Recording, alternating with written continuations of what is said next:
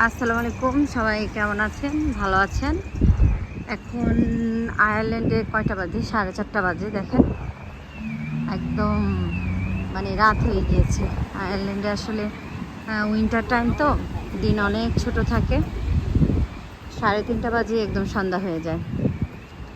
এখন ক্রিসমাস চলছে, এর জন্য অনেক রকম গাছ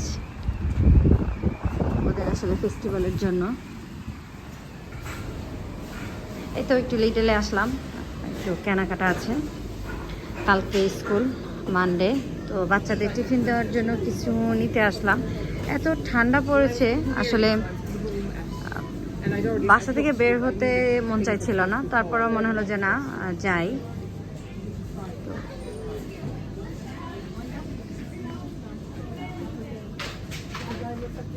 আসলে যখনই যেখানে যাই, যেখানে